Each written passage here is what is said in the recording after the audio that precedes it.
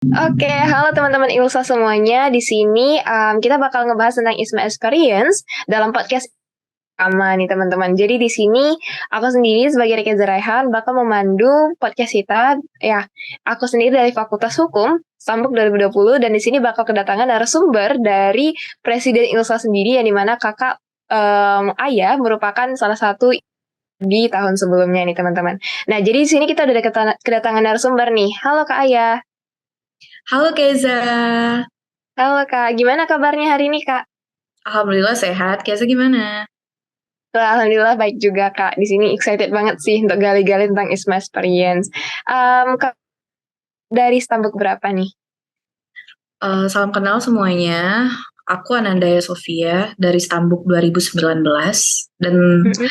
Alhamdulillah tahun 2022 kemarin menjadi awardee ISMA di Universitas di Warsawa, University of Warsaw, Polandia. Wah, siap. Kepalan dia jauh banget nih Kak ya. I see.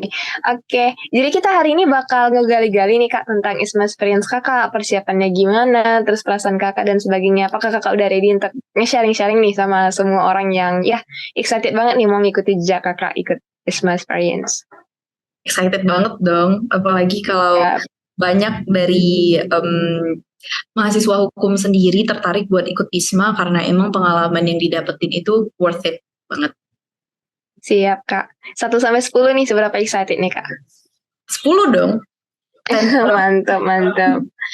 Oke, sip, Kak. Mungkin aku langsung ke pertanyaan yang paling sering nih ya, dibingungin nih sama teman-teman. Mungkin teman-teman penasaran gitu kan. Kakak pertamanya itu motivasi ikut ISMA itu apa sih? Dan kakak taunya tentang info ISMA ini pertama kali dari mana? Kalau kakak ingat. Hmm, kita jawab satu-satu dulu ya. Yang pertama itu Ya. berarti informasinya itu yang pertama dari tahun 2021. Nah, ada itu kan mahasiswa hukum yang lulus juga, namanya Holongi. Nah, si Holongi ini lulus jadi awardee University of Pax ya. Di situ udah tahu sih sebenarnya dari awal, cuma nggak kepikiran lagi mau ikut ISMA tahun depan gitu. Tapi ketika tahu ada awardee yang lulus dari hukum, dari Fakultas Hukum yaitu psikologi, jadi tertarik lagi buat nyari-nyari informasi tentang ISMA gitu kan. Jadi bahkan sampai di akhir tahun itu belum ada ketertarikan buat ikut ISMA karena kebetulan syarat administrasinya itu banyak banget ya. Jadi agak agak skeptis juga awalnya buat ikut karena bakalan ngurus klinis, KKN, mata kuliah yang belum diselesaikan dan sebagainya gitu. Tapi waktu pendaftarannya itu dibuka, baru ada temen yang nanya, Sof, ayo kita tes ISMA yuk, katanya kayak gitu. Kan aku bilang tuh, kayaknya susah banget deh itu tesnya.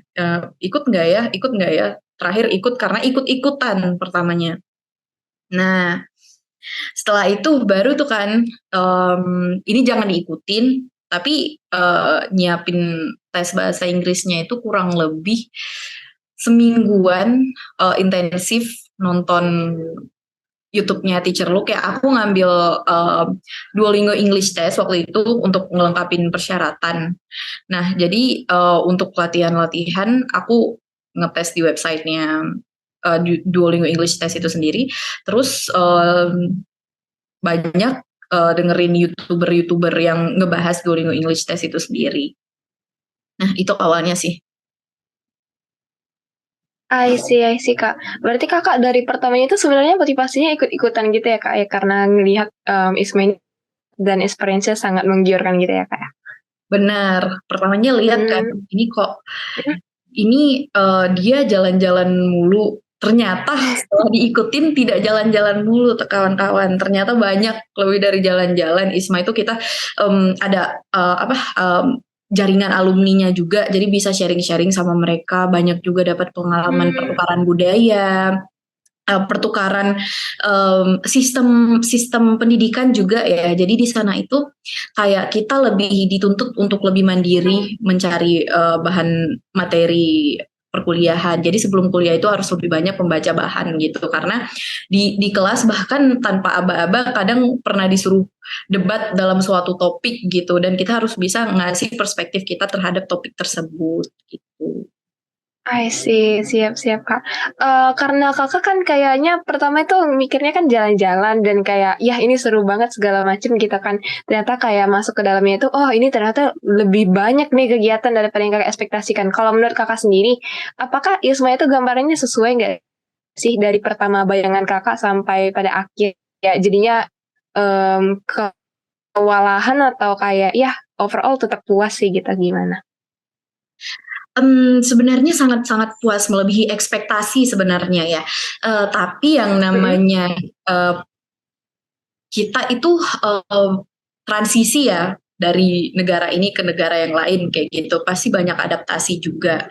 Nah, di waktu adaptasi itu sih sebenarnya paling sulit, bukannya tidak ada kesulitan, pasti ada kesulitan termasuk adaptasi cuaca kan gitu kan. Bahkan ini, bekas alerginya masih kelihatan nih kan di muka, itu gara-gara cuaca ya, cuaca dan makanan. Terus, untuk beradaptasi dengan orang-orang yang baru juga. Terus kan aku tuh di sana bukan yang mengambil, jurusan atau konsentrasi hukum internasional ya, jadi hubungan internasional tuh di sana. Jadi kan otomatis belajar dari awal lagi gitu, yang alhamdulillahnya aku syukuri sekarang karena aku mendapatkan perspektif dan wawasan baru mengenai hubungan internasional karena di di kampus kita di hukum internasional khususnya kita nggak membahas hubungan internasional di situ.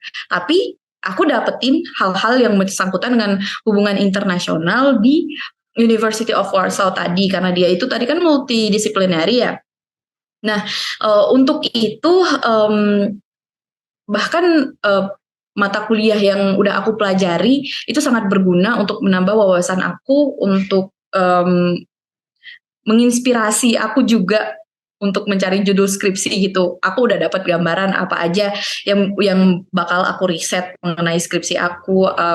Bahkan hukum internasional ini sangat berhubungan dengan hubungan internasional ya. Makanya jadi ISMA ini sangat support, sangat menjadi supporter aku buat mendalami riset aku mengenai hukum internasional gitu. Oke, seru juga ya denger-denger Kakak ngomongin tentang kayak kegiatannya apa aja, kayaknya banyak banget gitu hal baru yang Kakak dapetin gitu ya. Karena berhubung kita lagi ngomongin tentang pengalaman nih Kak, sebelum kita lanjut tentang teknis pendaftaran dan sebagainya, mungkin aku masih mau gali pengalaman ISMA Kakak.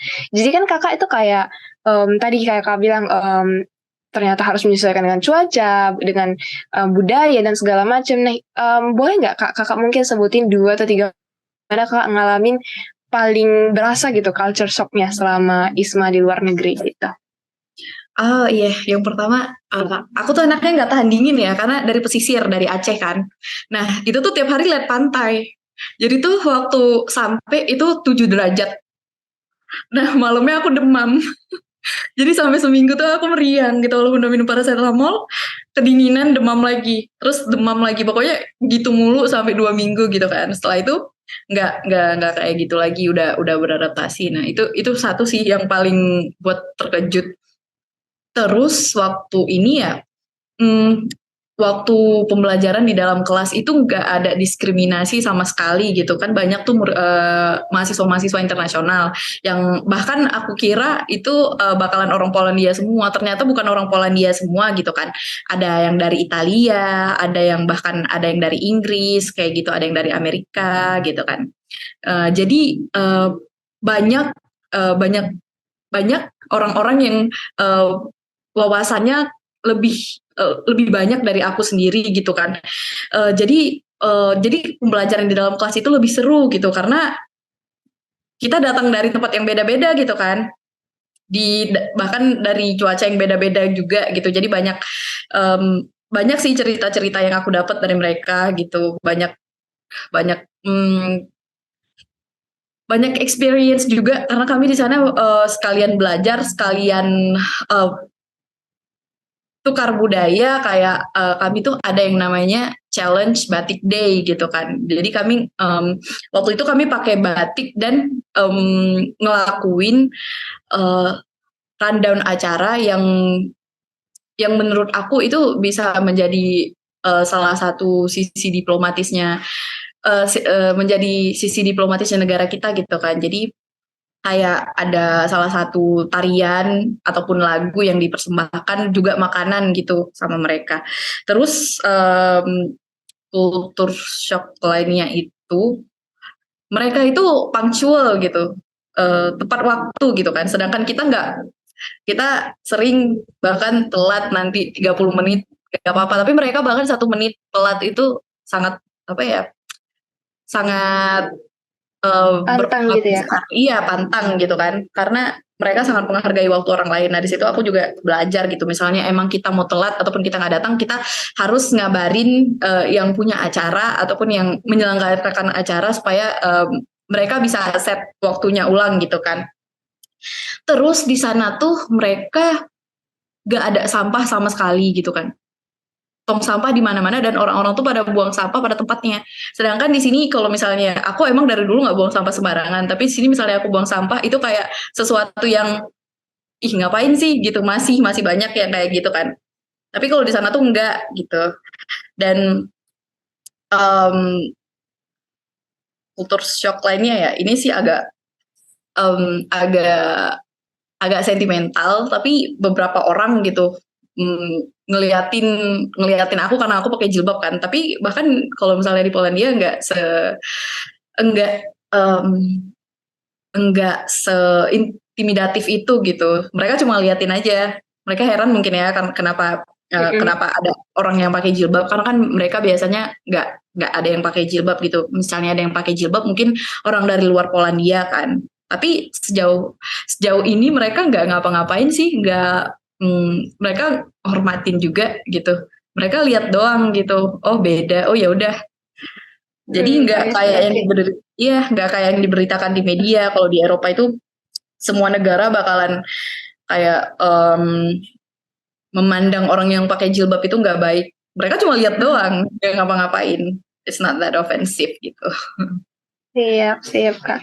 Banyak juga ya berarti ya culture shock-nya ya dari suhu tadi, terus kayak lingkungan pertemanan, kedisiplinan, terus juga ya kedisiplinan termasuk kayak tempatnya yang sebenarnya itu common sense gitu kan, Kak. Tapi karena kayak kita, wah ini benar-benar semua orang patuh nih tanpa ada hukuman pun orang patuh gitu ya, Kak. Udah jadi budaya untuk kayak tetap ngejaga kebersihan. Keren sih, keren. Terus juga tadi terakhir ya tentang masalah jilbab, mungkin kayak mereka tuh heran aja gitu ya. Mereka Kak, bukan Kakak mungkin ya. Jadi kayak, wah kok ada yang berjilbab nih gitu. Tapi Kakak belum ada ngalamin diskriminasi dan segala macam gitu ya. Soalnya kan ada nih Kak, kayak mitos gitu kan. Kayak dengar-dengar, wah kalau misalnya berjilbab keluar negeri kayaknya rada susah gitu dan sebagainya. Berarti Kakak kayak cuman palingan ya ngerasa diliatin tapi nggak ada sampai diskriminasi dan segala macam gitu kan ya Kak. Oke, iya siap.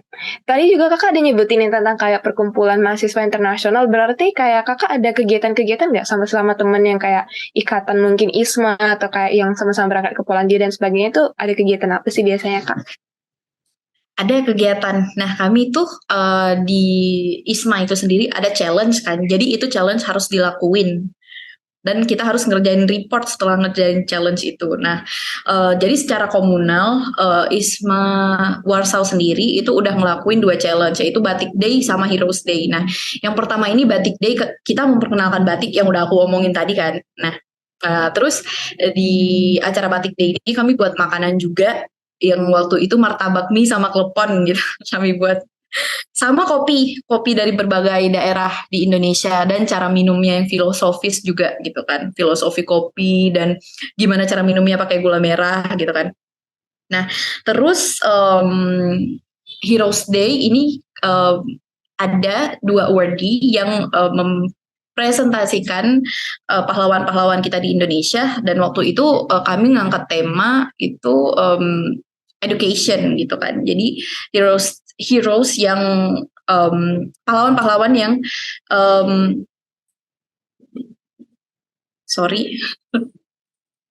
pahlawan-pahlawan yang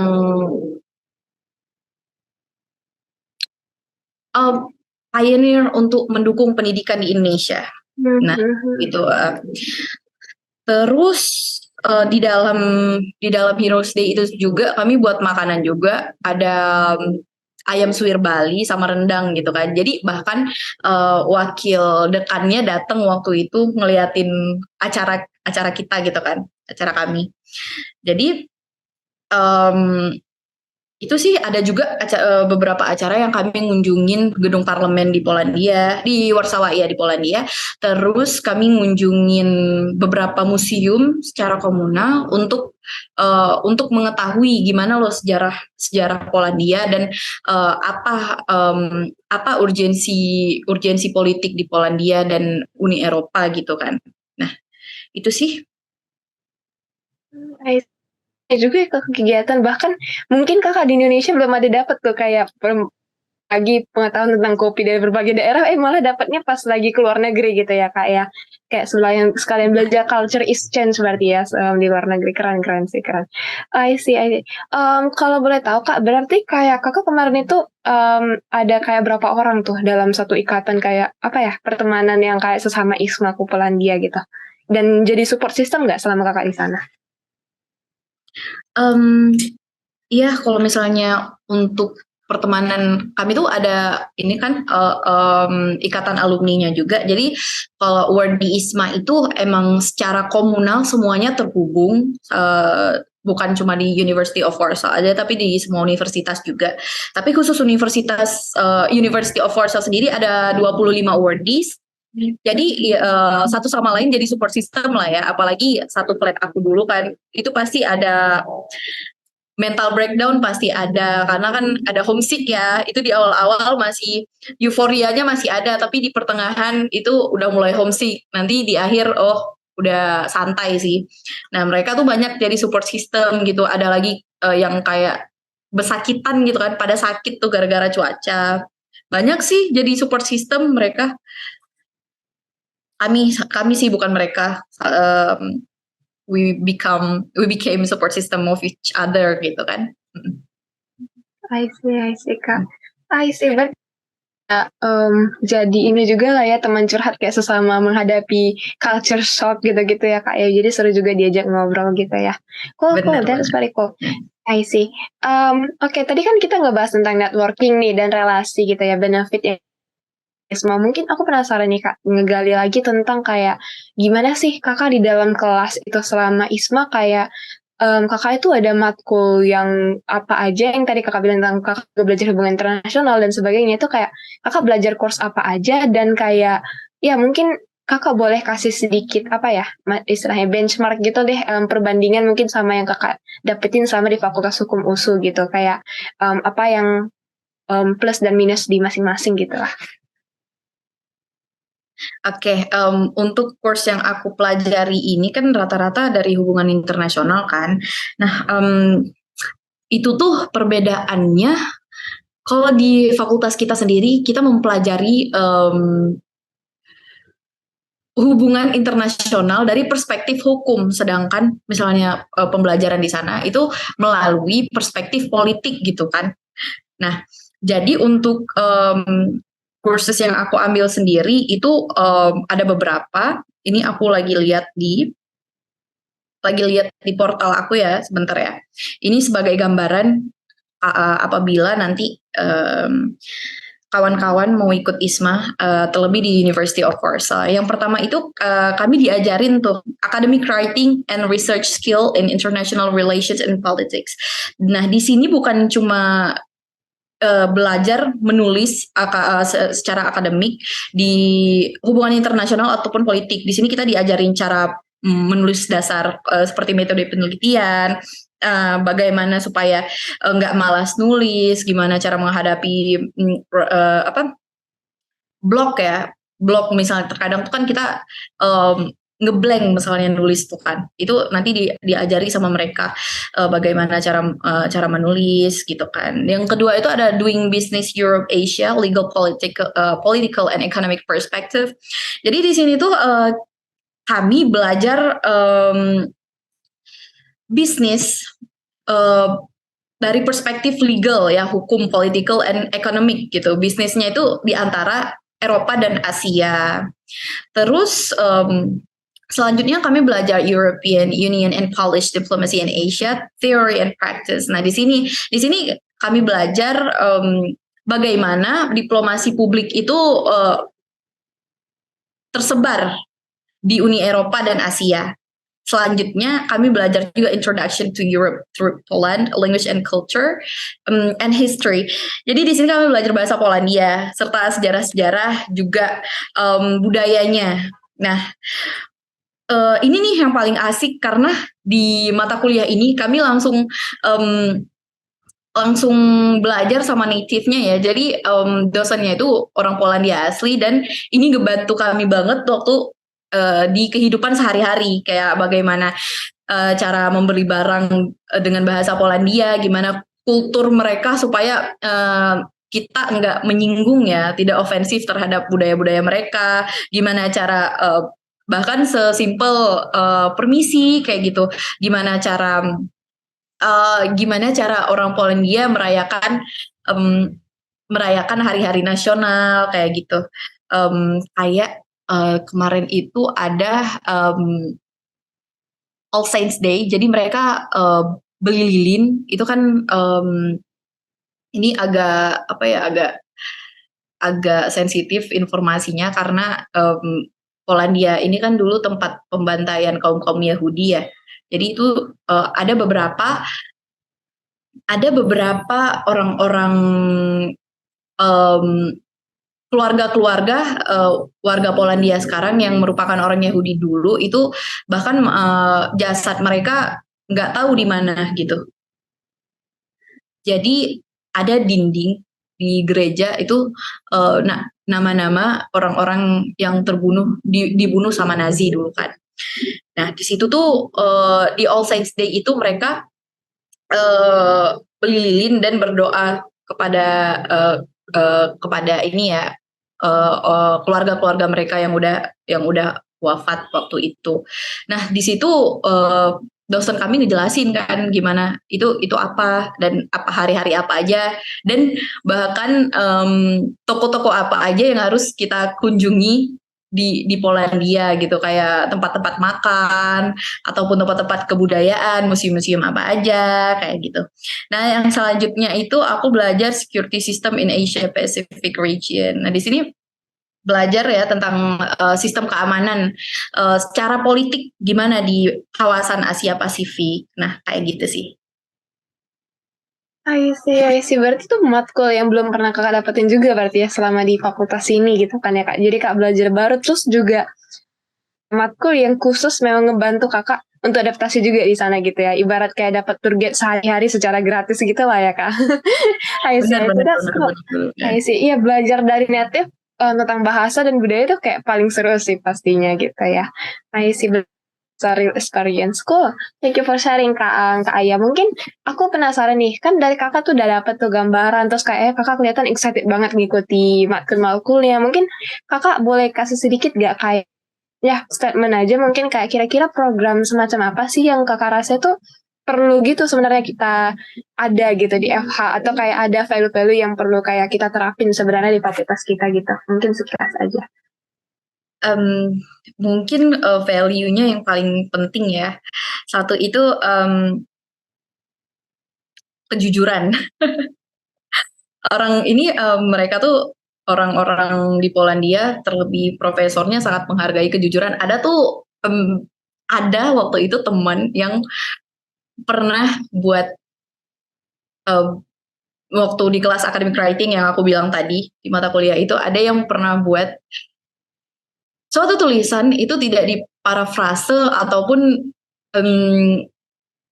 di restate gitu kan, gimana cara membuat tulisan atau di restate dia itu tulisannya itu bahwa tulisan itu otentik dari dia sendiri, enggak loh gitu, langsung di copy paste. Itu tuh dosennya enggak senang sama hal-hal yang kayak gitu tuh. Dan mungkin bisa kita terapin di sini karena jujur aku pribadi bahkan dari semester 1 banyak tuh teman-teman yang nggak tahu cara nulis, bahkan aku juga sendiri sampai sekarang. Namanya kita belajar ya, belajar itu kan seumur hidup ya. Bahkan aku belum baik juga secara penulisan akademik gitu. Tapi dari semester 1 bahkan dalam hal basic aja, dalam hal dasar teman-teman banyak yang nggak tahu tata cara nulis akademik dengan baik gitu. Dari secara bahasa, dari secara etika, bahkan untuk enggak langsung mencaplok apa yang ada di internet gitu, bahwa bahkan banyak yang belum tahu bahwa kita tuh nggak boleh loh nge-copy sesuatu dari Wikipedia. It's just for general information gitu. Itu tuh nggak banyak yang tahu. Padahal itu tuh penting banget ya kita sebagai akademisi gitu, sebagai mahasiswa untuk mengetahui hal itu gitu. Berarti kayak kita tuh perlu ditingkatin dari segi kayak tadi kejujuran gitu ya Kak. Terus kayak ya kalau kita di sini jujur aja kayak masih banyak ya budaya ngupek-ngupek dan segala macam gitu ya. Di sana tuh kayak kurang banget gitu ya Kak. Kayak gitu-gitu. I see. Terus juga Iya. kita kayaknya budaya kepenulisan sama budaya research kayaknya masih bisa dikembangin lagi gitu ya Kak, biar lebih baik. I see. Thank you insight ya Kak Aya. Ini aku juga sambil nyatet-nyatet juga nih jadinya kayak wah gitu. Ternyata budaya kayak gini tuh yang perlu ditiru dari mahasiswa luar negeri mungkin ya. I see. Kan ini Kak kayak kita udah bahas nih tentang kayak networking, terus kayak program-program di sana apa, terus persiapan untuk culture shock-nya gimana dan segala macam. Mungkin kayak teman-teman dari tadi kayak nungguin, oke, aku udah tertarik nih ISMA soalnya kan lagi banyak nih Kak orang mau regis ISMA gitu ya. Dari kakak sendiri sebenarnya gimana sih action steps kemarin kayak mau regis Ilsa mungkin regis ISMA mirip-mirip ya namanya regis ISMA itu kemarin stepnya gimana sih Kak? Mungkin dari segi TOEFL, dari segi apa ya? Ya pelajaran dan tesnya itu ada apa-apa aja gitu. Kalau untuk stepnya sendiri, yang pertama ada administrasi ya. Jadi tes administrasi ini yang pertama berkas-berkasnya itu aku udah lupa, tapi beberapa itu ada yang dari rektorat dan dari KUI gitu. Itu harus dilengkapi kalau bisa secepatnya, dan itu tuh karena ngambil apa ya waktu paling lama sih kalau menurut aku, karena harus dilakuin secara komunal gitu loh dari KUI gitu. KUI yang paling banyak um, KUI yang paling banyak ngurusin tentang administrasi ini. Terus yang kedua itu esai, itu termasuk ke dalam tes administrasi. Di esai ini sendiri banyak banget itu self reflection kita loh, kayak bahkan dia nanya itu kelebihan dan kekurangan kita tuh apa. Kita mudah gitu kan langsung notice kelemahan sama kekurangan orang itu apa gitu. Kelemahan dan kelebihan orang itu apa, sedangkan untuk diri kita sendiri kita tuh bingung apa sih kelebihannya, apa sih kelemahannya, kan kayak gitu ya. Itu sih di esai. Terus di esai ini sendiri kita juga harus belajar ulang gimana supaya tulisan kita itu terstruktur, mudah dibaca orang lain, gimana perspektif orang lain membaca esai kita. Dah itu sih challenging banget sih esainya. Terus selanjutnya untuk administrasi itu, seingat aku itu aja sih waktu administrasi. Nah, sebelum dinyatakan lulus untuk step one, first step itu ya, yang tes administrasi itu ada namanya tes wawasan kebangsaan. Nah, di sini soal-soal tes wawasan kebangsaannya itu unpredictable sih, sesuai masing-masing orang aja sih menurut aku. Nah, setelah lulus dari first stepnya itu kan langsung interview ya. Itu tuh hampir makan sebulanan seingat aku, 3 minggu atau 2 minggu, hampir sebulanan deh. Terus interviewnya ini kita kan nggak tahu ya interviewer kita siapa. Nah,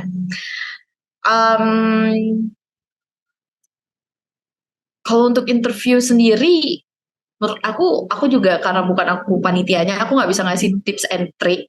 Yang penting kita percaya diri dan kita percaya sama diri kita sendiri atas kemampuan yang udah kita atas kemampuan yang udah kita kuasai, dan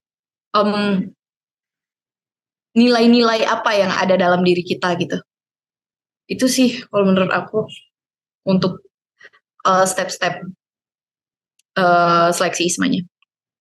I see. Berarti tadi kakak ada esai, ada nyiapin berkas-berkas itu yang mungkin paling kewalahan juga ya Kak ya, karena Iya, kayak benar-benar. harus ngecek lagi. Terus kemarin itu kakak selama persiapan itu ada kayak ini nggak kayak minta bantuan sama alumni ISMA atau gimana? Kemarin minta bantuan teman apa gimana Kak? Oh, kalau untuk berkas mungkin esai ya. Esai itu aku ngecek proofread ya beberapa kali sama wordy ISMA yang tahun lalu itu untuk bukan ngecek secara substansi, tapi ngecek ini tuh strukturnya baik atau enggak, mudah dibaca atau enggak kayak gitu. Ngerti nggak sih kakak-kakak sekalian ngebaca esai aku, apakah esai aku layak kayak gitu kan. Jadi bukan secara substansial kayak gitu. I see, Kak. Kayaknya memang gimana pun kita harus belajar dari yang suhu gitu ya, yang udah pernah gitu ya, Kak. Jadi lebih enak. Iya, soalnya aku kemarin juga Iya. ada teman-teman yang lolos ISMA, mereka pada bilang kayak mereka tuh nyari network dulu, kayak siapa kemarin awardee yang di sini, atau kayak ya gitu-gitu. Ada yang dia bantuin ngecek esai, ada yang bantuin ngasih tips interview gitu-gitu. Jadi kayak sampai ada ngadain mock interview. Berarti kemarin itu kayak kakak itu pasti ada juga gitu ya, coba reach out ke orang-orang biar bantuin kakak lebih paham gitu sama registrasi dan segala macam gitu ya, Kak ya. Iya, tapi kalau interview aku nggak ada sama sekali, nggak ada mock interview karena waktu itu jadwal aku pagi banget ya, jam 9 itu tuh aku kayak dari se-Indonesia mungkin aku masuk batch awal-awal interview, jadi aku nggak sempat mock interview. Sedangkan pengumuman interviewnya itu pengumuman lulus step awal itu jam 10 malam kayak gitu. Jadi besoknya jam 9 langsung interview gitu. I see. Wah, berarti oh, dan kakak itu berarti persiapan ISMA itu agak bisa dibilang tergolong ini ya, mepet gitu ya, Kak ya. Mepet, ya Soalnya benar-benar. aku dengar-dengar nih teman-teman kayak ada yang bahkan dia persiapan ISMA itu dari 6 bulan yang sebelumnya gitu. Kayak kakak recommended sebenarnya kita persiapan lebih awal apa gimana? Kalau aku tadi karena ikut-ikutan ya, pertama kan gak ada motivasi buat ikut ISMA, tapi tiba-tiba sparksnya itu muncul lagi loh karena ada temen yang ngajak. Sebenarnya aku udah ngelupain kan, kayak pertama ya biasa ya insecure ini bakal lulus nggak sih kayak gitu. Sedangkan saingannya banyak gitu kan, dan yang ikut tuh pasti ya nggak yang nggak neko-neko gitu kan, pasti yang berprestasi banget gitu. Nah di sini kan kita bisa nilai ya bahwa insecure itu nggak ada gunanya gitu, nggak bahwa diri kita itu bisa loh ngelakuin yang lebih, tapi kita selalu nilai diri kita serendah itu. Nggak kayak gitu sebenarnya, bahkan seharusnya yang lebih baik kita pikirin itu usaha kita sih, mau lulus ataupun enggak kita udah usaha yang terbaik gitu sih. Ya, sih. Berarti ini bahan untuk interview juga ya, Kak. Kalau ditanya, apa kekurangan kamu? Underestimate diri sendiri. Iya bisa I bisa see. bisa ya, jadi itu sih harus harus lebih kenal diri sendiri. Ini sih Isma banyak banyak ngajarin kita tentang diri kita sendiri, banyak juga lebih banyak tahu tentang batas-batas diri sendiri juga. Iya kayak gitu sih Kiza. I see. Mungkin tentang pertanyaan tentang persiapan nih, kan mungkin teman-teman di sini banyak juga nih kayak yang bingungin itu masalah bahasa Inggrisnya nih, Kak. Jadi kayak dia bilang kayak, ya aku nggak jago bahasa Inggris, aku belum pernah coba tes TOEFL dan segala macam. Nah, aku sendiri jujur Kak agak takut juga gitu di bagian TOEFL dan segala macam kalau misalnya lagi perlu tes itu gitu. Nah, dari kakak sendiri kira-kira gimana sih pandangan kakak untuk kayak mempersiapkan TOEFL? Terus apakah memang kita harus jago banget apa gimana gitu? Nah, kalau kita udah komitmen mau ikut ISMA gitu kan, dan kita tuh dari awal tahu kalau ISMA itu pertukaran ke luar negeri, dan bahasa internasional itu nomor satu bahasa Inggris gitu. Aku tuh pakai Duolingo English Test gitu kan, jadi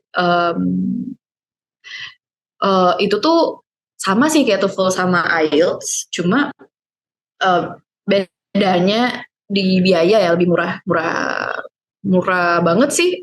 Di ITI kemarin tuh 700-an waktu aku tes. Sedangkan IELTS dan TOEFL kan 3 jutaan ya. Nah, di situ tuh nilai aku nggak tinggi-tinggi banget kok, masih standar gitu kan. Tapi apa yang buat aku tetap lanjut ya, bahasa Inggris yang diperlukan apakah sesuai sama requirements, itu satu. Yang kedua, kenapa harus insecure sama bahasa Inggris sendiri gitu kan? Karena ini alat komunikasi loh. Kalau misalnya emang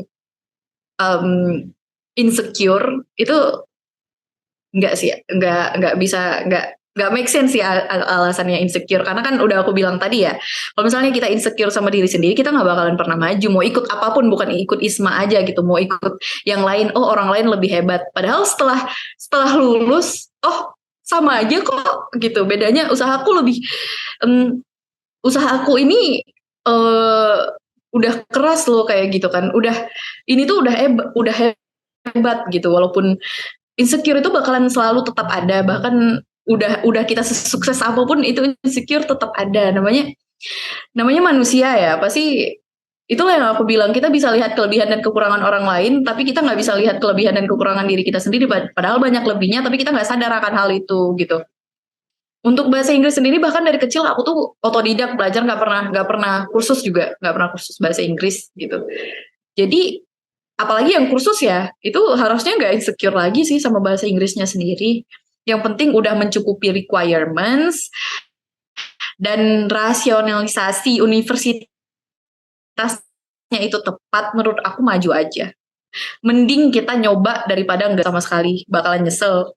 Misalnya kita udah nyoba tapi gagal, itu kita banyak dapat pelajaran, dapat pengalaman.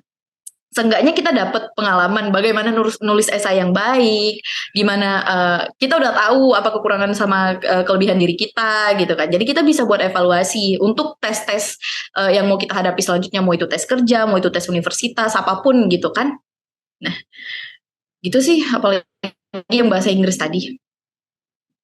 Harus lebih pede. That's very cool, Kak. Ini aku sambil nyatet ternyata dapat kata-kata bijak bahkan gitu ya, Kak. Kayak Kakak bener bilang tadi tuh pas kalau misalnya kita gagal gitu di registrasi atau administrasi atau interview atau apapun, kita at least udah setengah progress gitu ya, Kak. Kita udah tahu esainya gimana. Jadi kalau mau prepare ISMA lagi udah lebih mantep gitu tahu, atau kayak at least kalaupun gak bisa diikut ISMA lagi, kita tahu gitu cara persiapan ISMA yang baik gimana, kita udah dapat pengalaman interview dan segala macam.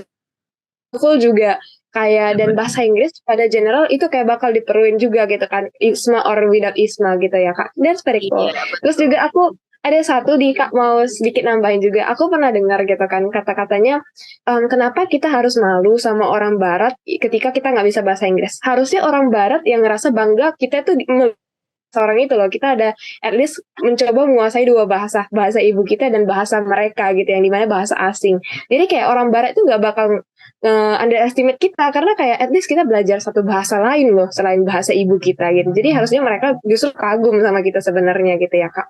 Dan kita ya usahakan yang baik aja gitu ya, berarti ya, Kak Ayah. Iya, betul. Ya, setuju banget sih bagian itu terutamanya, Kak. Oke, nah mungkin tadi aku udah bahas tentang persiapan, udah bahas tentang kayak apa aja benefitnya. Mungkin teman-teman udah ya makin mantep nih, Kak. Mungkin Kakak boleh kasih nggak kayak semacam penutup kayak, oke, kenapa kita sebenarnya harus ikut ISMA gitu, dan kenapa kenapa kita harus persiapan dari sekarang juga gitu. Jadi kawan-kawan sekalian, semoga yang ngedengerin ini, siapapun dia yang mau ikut ISMA, semoga terinspirasi. Jangan ikut-ikut aku ya, aku kan mepet banget ya nyiapin persiapan ISMA-nya. Kalau bisa siapin dari sekarang biar lebih matang gitu kan, biar lebih tenang, jangan buru-buru gitu ikut melengkapi persyaratan ISMA-nya, terlebih lagi di dalam esai. Nah, aku mau ngasih tahu sama teman-teman semua, kalau tinggal di luar negeri selama 3 bulan ya, aku di University of Warsaw kurang lebih 3 bulan, aku nih orangnya introvert parah gitu. Tapi di ISMA itu aku belajar gimana cara mengendalikan diri aku sendiri sebagai introvert. Tetap harus bersosialisasi sama orang. Di satu sisi aku harus isi energi aku sendiri gitu. Gimana cara aku biar nyaman bersosialisasi sama orang-orang baru. Nah, hasilnya apa? Aku punya banyak teman loh gitu, sebagai orang introvert yang kata-katanya nggak bisa bergaul gitu sama orang lain karena nggak suka keramaian ya. Nah, dan aku buat koneksi yang bagus gitu sama mereka, sama mahasiswa-mahasiswa lainnya, bahkan sama student yang dari berbagai daerah gitu kan. Jadi untuk teman-teman aku juga yang lain, aku sama awardee ISMA itu udah banyak partisipasi aktif gitu kan, secara di dalam acara-acara budaya. Nah, ini tuh nggak bakalan terlaksana tanpa adanya program ISMA gitu. Orang-orang Polandia itu nggak bakalan tahu apa sih budaya orang Indonesia gitu. Orang Indonesia itu gimana sih mereka, apa sih mereka tuh dari mana sih gitu, masih banyak yang kayak gitu. Nah di sini kita kan bisa menyampaikan juga, ini loh kita gitu, ini loh orang Indonesia. Nah menurut aku ini life changing opportunity, jadi nggak bisa dilewatin sama sekali gitu. Dan aku tuh lebih banyak pengalaman-pengalaman ISMA itu udah banyak lihat, udah banyak membuat aku membuka mata dari pandangan yang luas gitu kan, dari perspektif yang luas. Ya secara multidisciplinary, courses yang udah aku ambil secara budaya, secara lingkungan, cuaca juga. Dan aku tahu apa yang aku nggak suka, aku suka gitu. Ya secara nggak langsung juga aku mempersiapkan diri aku untuk pengalaman yang lebih profesional di dalam karir aku nanti. Banyak sih yang udah aku pelajari gitu kan. Jadi ini tuh kesempatan yang sama sekali nggak boleh dilewatin. Mau lulus ataupun enggak, harus coba ISMA sih menurut aku. I see, that is very cool, Kak. Ini kayak kesempatan yang jarang banget gitu ya, kita difasilitasi untuk pergi ke sana, sekalian belajar, sekalian networking, terus juga biar tahu tuh kalau kita gimana dan segala macam, itu kayak satu paket gitu ya, Kak ya. Terus kayak changing event kayak Kakak bilang tadi ya gitu. I see, I see. Aku juga pernah nih kan dari ya sekitar aku kemarin dia ikut student exchange, kata dia sebenarnya satu-satunya cara biar kita bisa mempromosikan budaya kita adalah dengan memahami dan coba bertemu dengan budaya orang dulu, baru orang mau memahami budaya kita gitu ya. Dan itu yang salah satu yang dilakukan orang ISMA Uwardi kayak Kak Ananda Aya gitu ya, pergi ke sana langsung ngenalin budaya Indonesia gitu, promosi. Oke, dan Ananda ya, I think apa ya, aku sendiri juga kayak kemarin kan masih ragu-ragu nih Kak untuk ikut ISMA, terus kayak setelah denger oh ternyata persiapannya bisa gini loh, oh ternyata ini tuh nggak apa-apa kalau misalnya kita memang yang penting jadi diri kita sendiri dan sebagainya. Jadi aku kayak wah gitu, ternyata aku worth a try at least gitu kan, aku boleh nih ngecoba gitu, lolos nggak lolos gitu ya Kak ya. I think ya aku mungkin bakal inilah nanti mungkin kontak-kontakan ke Kakak kalau aku udah kepikir nih, nanti aku bakal kontak Kakak gitu ya. Oke, I think ada lagi yang mau Kakak tambahin atau udah cukup? Itu dulu. Oke, siap. Nanti bisa kontak ke Ayah aja langsung ya, teman-teman, kalau bisa mau nanya-nanya lebih lanjut gitu ya. Instagramnya juga gampang kok dicari. Oke, siap-siap. Thank you banget Kak Ananda udah kasih waktu ini sharing tentang pengalaman ISMA-nya, terus juga ya aku rasa kayak tadi Kakak interaktif banget dan kayak ya banyak cerita tentang personal Kakak. I think that will be very helpful untuk kami tahu gitu. Nah, thank you banget Kak Aya. Mungkin sekian dari podcast kita hari ini gitu bareng Kak Aya, salah satu ISMA Uwardi yang pergi ke Polandia teman-teman, dan aku juga sebagai moderator Raihan izin pamit undur diri, dan ya semoga podcast ini bisa bermanfaat untuk kita semua, dan see you di podcast yang berikutnya. Dadah.